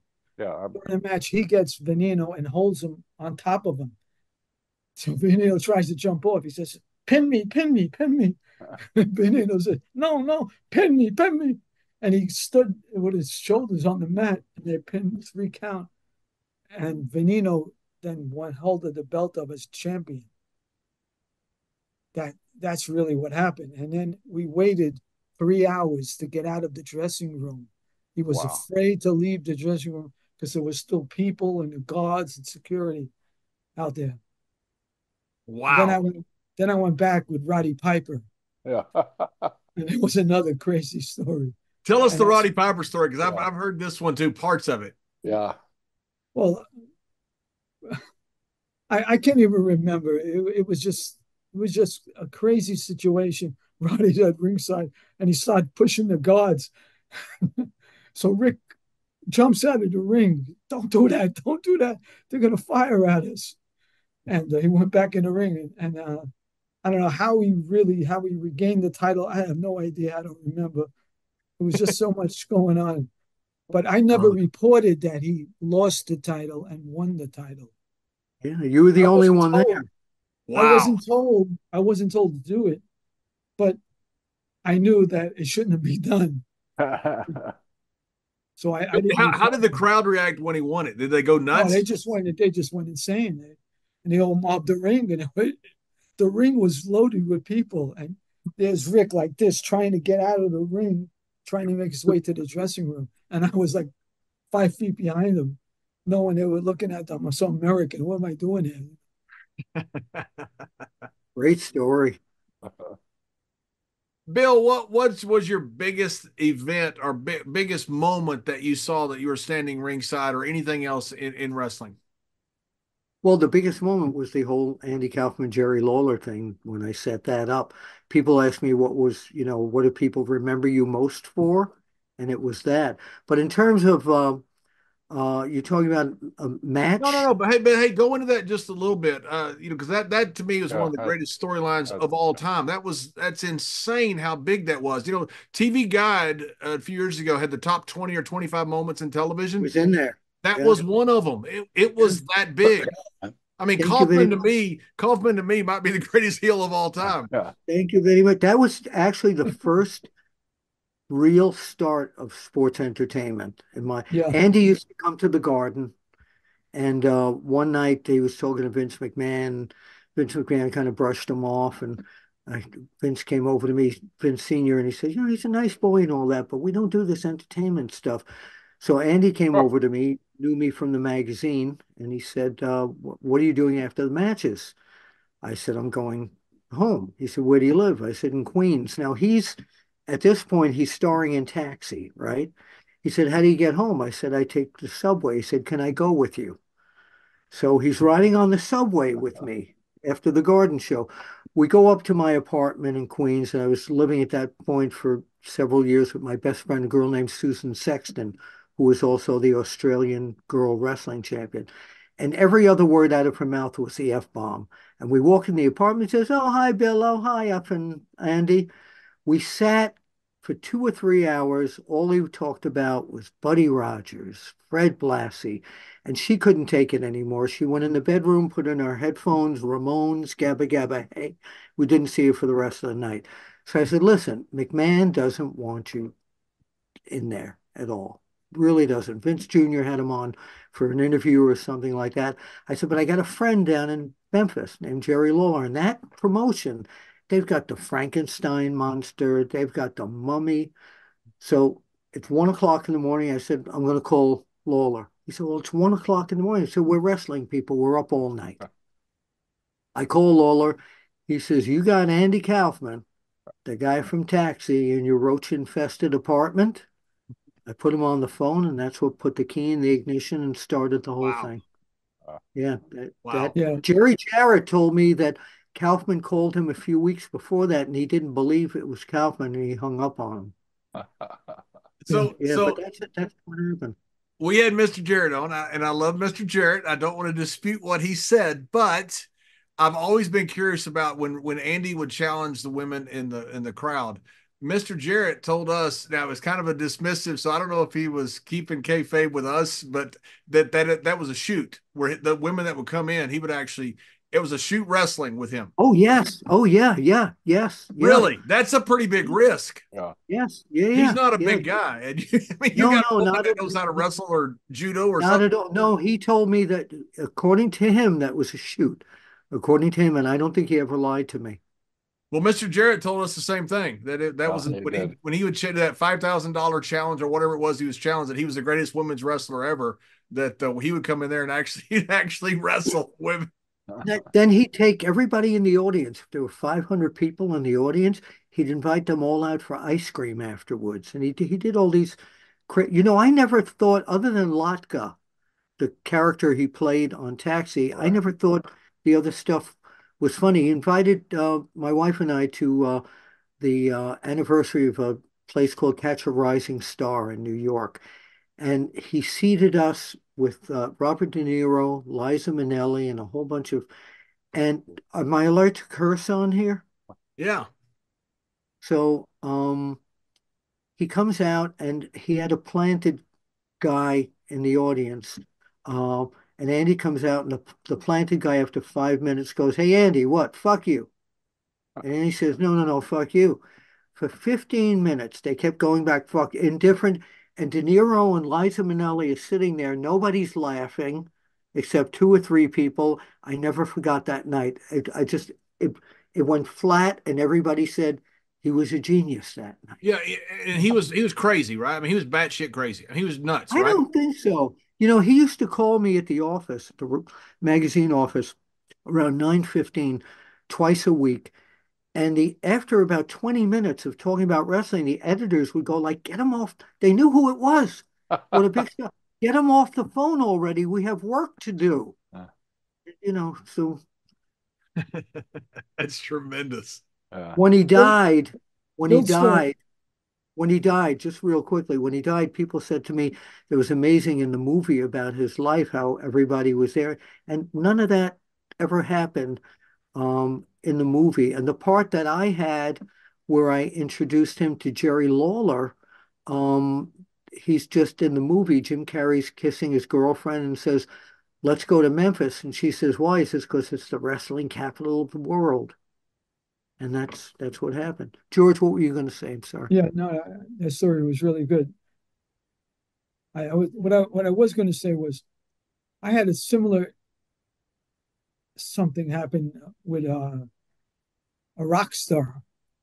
I was Oh, working on my magazine one day, and I got a call from a fellow named David Wolf. David Wolf says, Right. I don't know if you know this. David Wolf he was the manager of Cyndi Lauper, and he says we met Lou Albano on a plane. He says, "I know they're in Madison Square Garden on Monday.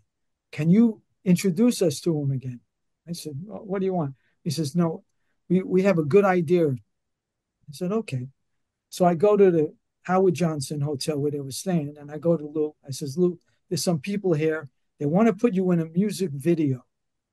He says, "What do you mean music?" I said, "Oh, that's a new thing that's going on, and it's on MTV." MTV, what's that? I said, "It's music television." And he said, "What do they want to do with me?" He said, "They have an idea that they want to put you in a video, and you're going to be the father." He says, "Please don't bother me with this." I says, "Lou, I think there's going to be money in it for you." He says, "Really? There's money?" I said, "There's going to be money in it for you." So I bring them down to the lobby, and there he gets reintroduced to Cyndi Lauper and David Wolf, who was the manager at the time, and that's where they put together the story where he got into the video, and that was the beginning of WrestleMania 1. yep. Wow. The Letterman show, we didn't know what was going to happen. Craig Peters and I, one of the other editors, Were you at the Letterman show with them? yeah, that's what so Craig Peters and I Jerry Lawler had called me and said, let's spend the day together. And he and Craig and his wife Paula spent the day together.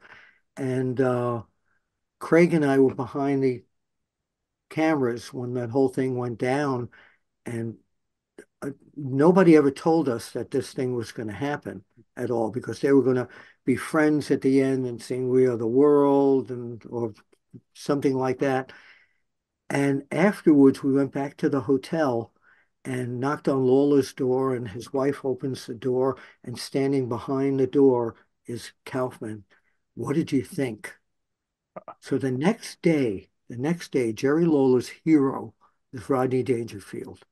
And I said, "Red Fox is appearing at Dangerfield's. Why don't we go down there?"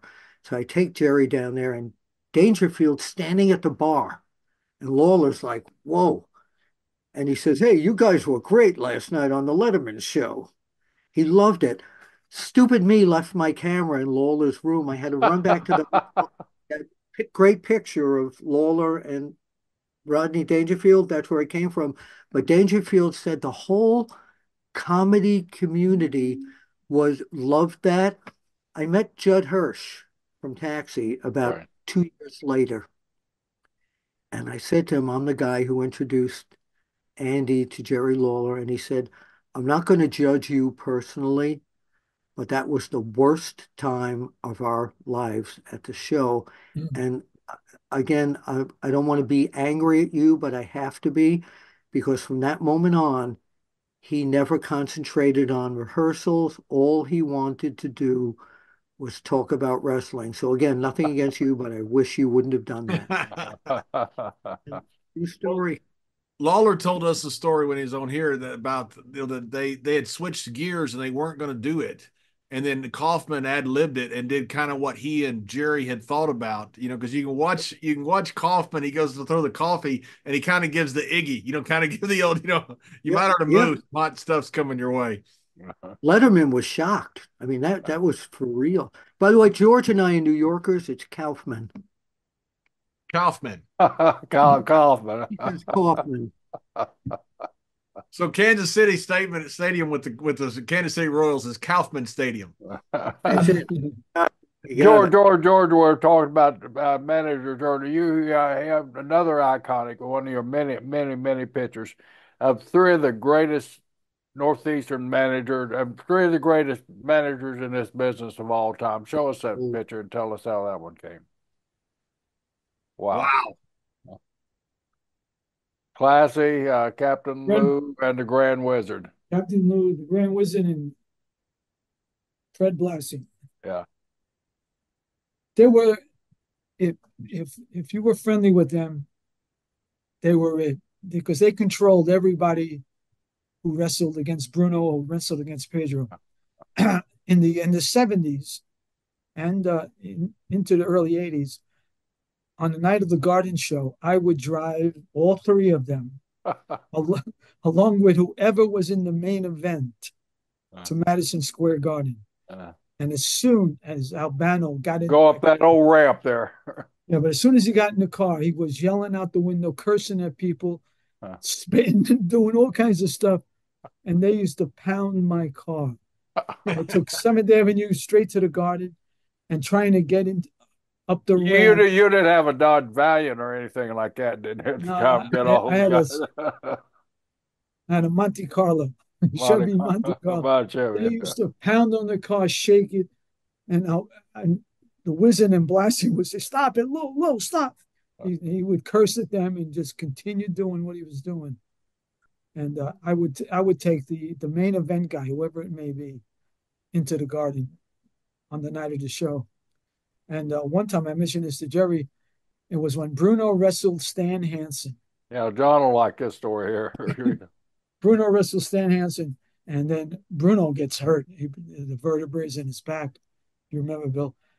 And all of a sudden, when Stan tried to get to the dressing room, Miss McMahon stops him and he tells him where to go. He puts him underneath the seats, and he runs to ringside and he whispers in my ear. He says, "We need you to drive Stan Hansen out of here."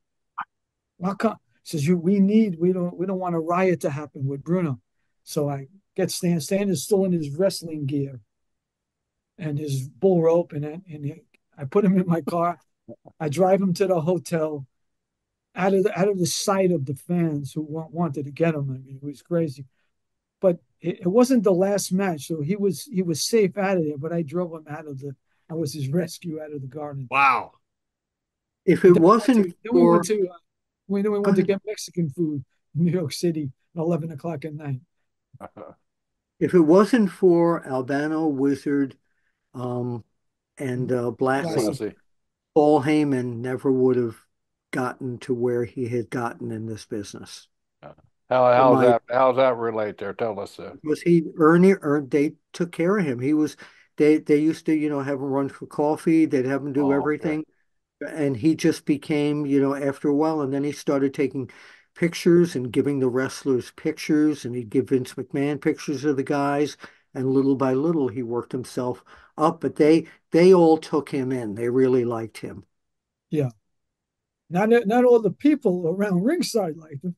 Yeah. No, those damn elbows. We'd Yeah, be hey, set hey, up. hey, Jordan. In the beginning of this show, we started talking about, Bill, which rightfully so, relationships. You guys, as I, John likes to rib me, but I go, you guys know I go way back to the beginning, back in the late '60s, where we ran across you guys. But the outsiders were never really accepted in.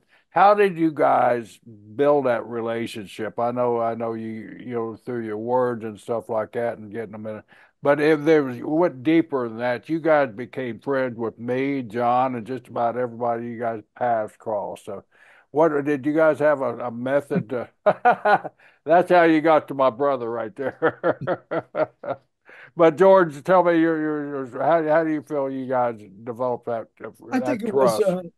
I think it was that they actually saw the magazines that were real, and they saw that there were stories about themselves. On Contrary to what Bill said about some of the Stanley Weston stories, they liked the stories and liked seeing themselves in a magazine, Yeah, and it made Yeah. them feel big. And if you were in a magazine, you were you were a little step higher than right. somebody who wasn't. And then a bunch of the wrestlers would use that as promotion and send it ahead to another territory to show that they're getting exposure. Yeah. That's how Or the Japan too. You know, a lot of the they Right. yeah, yeah. and Bill, Bill, I used to Bill, take that same way with you, Bill. The trust that you guys developed with all of us see, I guys. used to take the pictures and I would make 8x10s for everybody. And they would use the 8x10 photos to send to the next territory, Right. along with after 8 months trying to get in somewhere. I know Yeah, Bill was we real popular until he came out with the top 10 every month. And Yeah, oh and my, the apartment wrestling. had a barber right, so don't I'll forget never leave that down. that. No, no, my relationship actually started uh, with Vince Senior knew back in around 1964, 65 when I bought time on the radio station and I would interview the guys and he'd hear the radio show and he liked it. Um, but little by little, the guys would start telling me things about, hey, you should be at ringside or this should happen or that should. If you come across like a trustworthy person and they know you're not going to double Right. talk, it's Yeah. very easy for them to know someone who's going to, you're going to give information to, and you just can feel if they're going to tell somebody or whatever. But I think they knew that both George and I felt like we wanted to be in the business and we were going to do whatever, the rules are to protect the business. I remember Mr. Weston telling me But at you the very beginning, but you say protect. We were never told to protect anything. It was just the way it was. The way well, it was. Mr. Weston did with me. He said, Yeah. I asked him one time, I said, if somebody asked me, is wrestling fake, what is your answer, Mr. Weston? And he says, you look at him straight in the face and you go, absolutely not. That was it, and that's what I. Wow. But George, you're right because there was a thing where to us at that period of time, at least to me, and probably with you, George, this was our favorite sport, so Yeah. to say. Yeah. Were either one of you ever sat down by anybody and told, how the business works, or No. no? No. No, no, not at And all. I remember the first there time. was one time. There was one time when they told us they'd rather that we don't go. It was when the IWA went Oh into yeah. Roosevelt Stadium. Uh, Mr. McMahon Sr. says, "Are you going to go to the show in New Jersey?" I says, I haven't made up my mind yet, but I think I'm going to have to go. He says, "We would appreciate it if you don't go, but if you need to be there because it's business for you, please, you got my blessing." And that's what he said. well, You know So what he said to me? He said, I don't care if you go, but don't put that son of a bitch with the mask on your cover. That's what he's Really? serious. really? Is Yeah, that what he said? yeah. Because we had a full cover of Mil Mascaras, and he knew they were coming to town. And yeah, that's what he had said to me. that was their first confrontation with another organization. Did you Right? go, George? Yeah, I did, and he knew because it was always have spies. He knew I was Right. there, and he didn't say nothing to me. I mean, I had enough that I could talk to him, not talk with coffee or whatever, but I could actually speak to him, and he Yeah. would Do come you over. remember, George, do you remember when Pro Wrestling USA ran a show at the Meadowlands and they had all the Jim Crockett guys were Yeah, there pretty much? So in the third row behind us was Howard Finkel and Jim Barnett. Uh, So during intermission, I get up from my photography position and I wave, hi, Howard. I said, hello, Mr. Barnett. Barnett looked at me, went, oh my God, I'm not here. And he ran. He ran. Like, how could I have seen him? Oh my God, I never forgot that. Tremendous. Hey guys, y'all mentioned three great managers in the picture that you have of one of the Okay. greatest pictures in wrestling history. You guys saw some incredible heels, and when I hear people talk, they always talk about Mount Rushmore because they want to have people love lists. You guys worked. I always thought Freddie Blassie to me is Oh, usually he was great. not on people's Mount Rushmore, and in my opinion, he probably should have been. Who Yep. are the greatest heels or the greatest, if you can name one that you guys worked with Uh, or saw wrestle? Saw us. well, I'm going to Fred, go back. Go ahead. Go ahead, George. okay, I'll wait. Go ahead. No, no, I'm not sure of mine yet. Yeah, So go. it, it changes. It changes. All right, George. Right. But Today, who's the greatest? okay, we're talking about years ago. Yeah, Yeah, yeah. yeah. Your Years all ago. time favorite. We're Yeah, talking about years years ago. ago. Fred Blassie for sure, but to me was Pampero Firpo. Mhm. Oh Why? yeah. I was a kid in 1959, 1960 at a roller rammer, a small wrestling arena. It was a roller skating place. And I saw Pampero Firpo against Antonino Rocca. And I tried Oh, to get Firpo's autograph at the end of the night, and he come running after me. So he scared me. He was always my favorite. I met him 10 years later. I told him the story, and he said, "Oh, I did my job well then," you know. And he would, to me, that was the guy because of what he did to me at that time. As far as seeing him, Fred Blassie was different than any other opponent that we had seen prior to that. Opponent for Bruno, opponent for Morales, because Blassie was bloody and what have you. He was right. different. Yeah, I agree. Blassie, I was scared when I first started to meet George the Animal Steel. I was afraid to meet with him. But we know And who scared both of us. Who? Furpo did with both of No, us. Fred Wildman, Fred Curry, Blind Oh, Fred yes. Kerr. Yeah, yeah. No, Bull Curry. Bull Bull Bull Curry. Curry. I Kerr. said Bull Kerr. Fred, the son. He Bull grabbed Curry. me. Yes, He grabbed me in Detroit one time. in He was Detroit.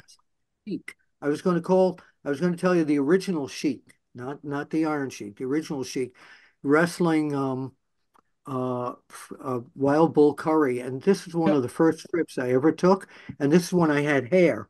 I Uh, was with you. yeah, he was beating up on Sheik, and all of a sudden, He turned around Wild right after Curry us.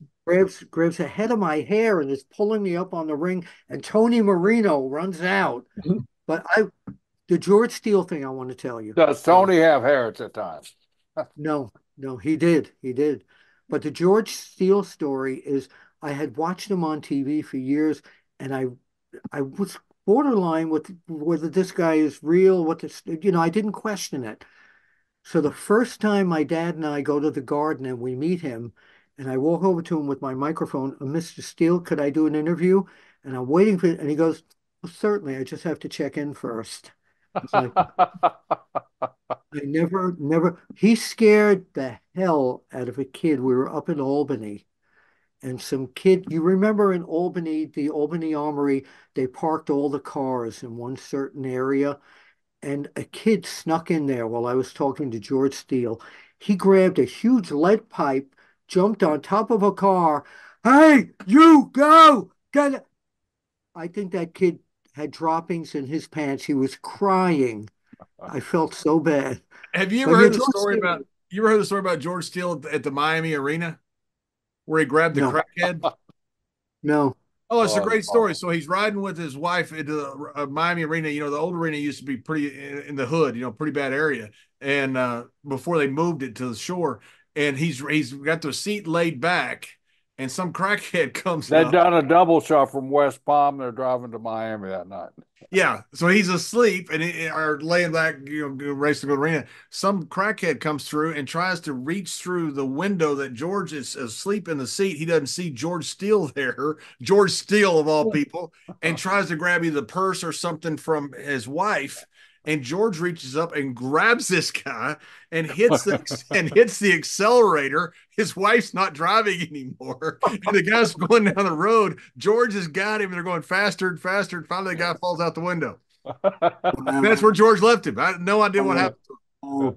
My heel when I was I mean, of growing all up, things, you try to rob a lady, Yeah. and George Steele Yeah. assaults George you. Steele instead. My heel when I was growing up, who I wanted to be, and he wasn't the heel that people were scared of, but it was Nature Boy Buddy Rogers, Pally, because he had the heel that he had drawing power. He He, looked great. He he was Ric broke the, Flair. and he was great. He was my favorite heel of all time. Yeah, I went to May 17th, 1963, Madison You were there? Square Garden as a fan when Bruno beat Buddy Rogers. I went with a friend who was a crazy, crazy Buddy Rogers fan. And we had a fight in the blue section all the way up in the nosebleed seats at the Garden because my man Bruno won the championship. Was that your first title change that you saw? Yes, that I saw in person. Yes. Bill, what was your first title switch that you saw? In person and photo when I was In person, yeah. when working, it was probably Bruno and Ivan Koloff at that point was the first Wow. major title Uh, change that I ever that was the photographed. first one in our particular era. Mhm. Yeah, yeah, Yeah. yeah. Hey guys, before we go, we you guys have been so generous with your time, and I could listen to you guys Yeah. seriously Wow.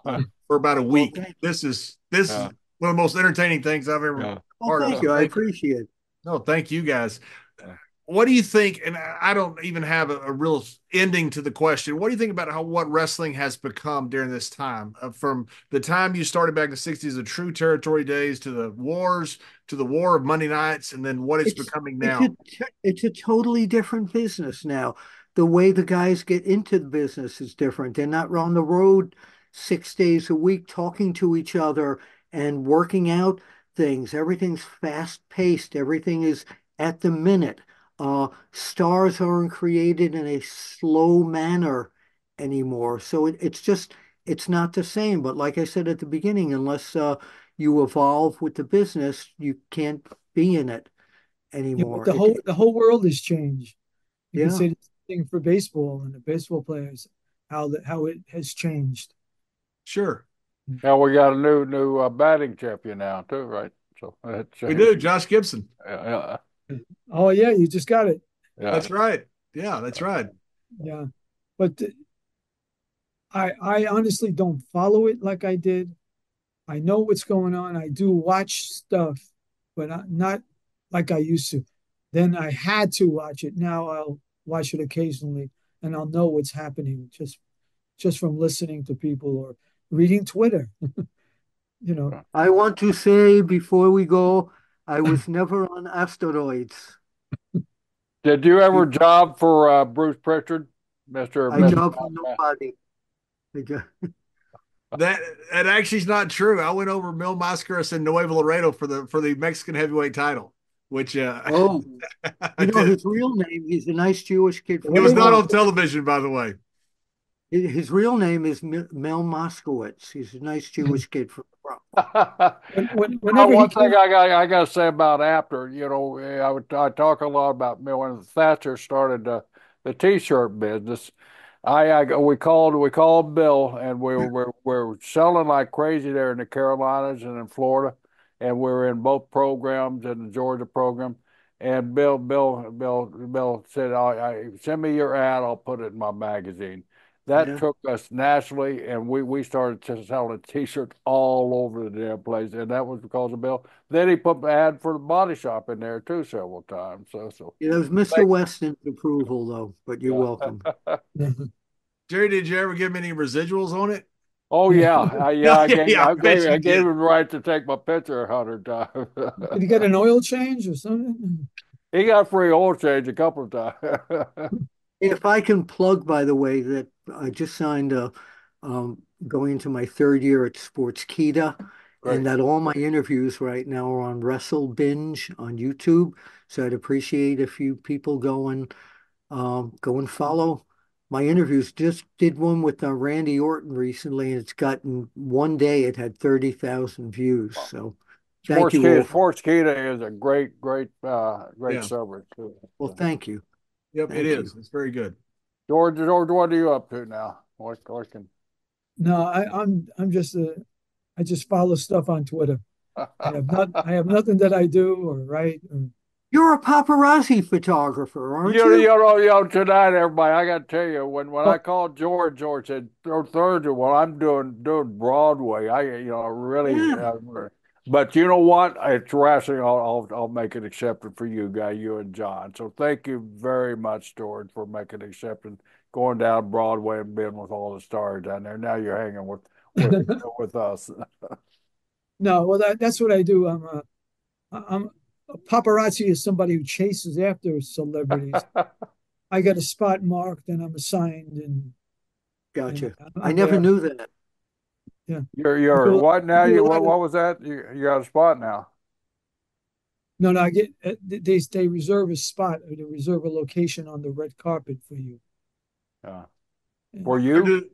yeah, is it kind of like Awesome. the old wrestling business, George? I'm sure it probably is. Some of these guys already know you, so they come over, make sure you oh, get the right photo, and oh, that's what happens. The same thing, if you know the PR would point them, look at him, look here, Tell same them the idea. rock story, George. Tell them Yeah, about tell them Dwayne. the rock. Tell us the rock story. Okay, it was on the premiere for his movie Black Adam, and he's I'm on the red carpet on the press line, and he sees me and he waves to me and he says, "I'm coming to you. I'm coming to you." I don't know what he's going to do. After he takes pictures with all kinds of people, he comes and he goes to some girl that works for him, give me two glasses of my vodka, and he walks towards me, he hands me the glass, he says, I have to make a toast to you. So he pours vodka in two glasses. We make a toast, and then he goes on to tell everybody that in his house he has pictures of mine, of his grandfather, his grandmother, his mother, his father. I've known him since I was 12 years old, and all the other photographers saying, "We need your picture." He says, "Shut up! I'm going to have to tell you about George." And he went on for 5-10 minutes talking about me at his premiere. Wow. that Isn't is that great? awesome. Yeah. Yeah, well, I didn't meet him. I think I've seen that clip. That's been on Yeah, Twitter and stuff like yeah, that too, hasn't it? yeah. I did meet him at a young age as Billy. He was. Yeah, we And then both did. when he got to the WWE, he says to me, he says, "If you need anything, just ask me. I'll help you." He says. So I said to myself, I don't know that I need anything from him, but it was a nice offer, a nice gesture. But I didn't never realize how big he was going to Oh, become inside and outside of wrestling. Wow. He by the was way, Yeah. you talked about your Twitter. My Twitter 2 days ago, 35,000 fans. I was hacked. I'm no longer on Twitter. I can't get back on there. It's amazing. Oh, it's awful. Yeah. uh, I got my Facebook hacked a while back. It's you feel just invaded. You feel like somebody's But taking. no, no, now I'm a TikToker. TikToker. Aren't they? Yeah, Aren't I'll they be, Yeah, batting down? you're a menace to the United States of That's America. right. That's right. You're no, no. yeah. You're I'm, getting you're getting banned, Bill. Yeah, you're a menace, man. it's a beautiful thing. Yeah. Anyway, John got hacked in Waterloo, Iowa on his Twitter Yeah, account one yeah. I sure did. I dude, sure I did. tried to get back on. I tried to get back on, and they assigned me like Bill after 893, and so I'm not going back there. So I'm going to go TikTok and sing and dance and with all the pretty ladies and stuff. I left Uh, my phone on the table. I'm not going to tell you the whole story, but I left my phone on the table in Waterloo, Iowa, and I come back, my phone's bouncing off the table, buzzing, and I had been hacked, or you might say briscoed. Somebody went on my Twitter. Oh, Back before you had the screens that locked. You could just open up the phone. Somebody went on my Twitter, and there was a lot of messages that that I had to correct. unreal, unreal, It was unbelievable. And I'm sitting unreal. there and I'd had a few drinks. I thought, I've been hacked. And the next morning I woke up and I realized I'd been hacked. I'd been I called him real early. Well, I've stayed up all damn night changing every password in my phone. Jerry, John. Yeah. nobody knows. He got me. Jerry, nobody So knows good. what this means anymore. Nobody Jerry, does that anymore? Okay. it means anymore. Okay. It's now this. Well, guys, John and I really, really are excited Did we about answer that. your questions the way you liked? You were Well, terrific. of course, yeah. George, I could listen to you and Bill for 2 weeks. It was one of the most entertaining things I've ever been a part of. It was awesome. Well, it was very nice. We I'm hope glad you draw a lot of fans. Yeah. Such a By the pleasure way, in George, wrestling history. this proves that we're not the same person. Stan Hansen always thought we were the same guy. Well, I just saw say can't see, you know. I saw Stan I saw Stan about a month ago. Me too. And he calls me, hey Bill, and I says, hey Bobby Duncan, how are you? He Bobby called Oh, me. that's great. That's great. I would call We him Bobby always Duncan. do that. He Yeah. thought I was you too, and I called him Patera. But there, oh wow. Yeah, he told us the greatest story, you know, the story about him running over Vern's belt with a pickup truck. And he's telling this story. He said, it wasn't a pickup truck, damn it, it was my tractor. Oh yeah, because he wouldn't own up to it. He wouldn't own up to it. He goes, something happened to the belt. I don't know what happened to it. And I said, well, Stan, we heard you ran over it with your pickup truck. He goes, no, it's a tractor. And he goes, I said, you just told on yourself. Thank you for having us. Hey guys, thank you so much. I really do appreciate it. No, thank you again. It was It fun. was great. It See brought back a you. lot of memories. Yeah, see you at the matches. That's my sign At off. the matches.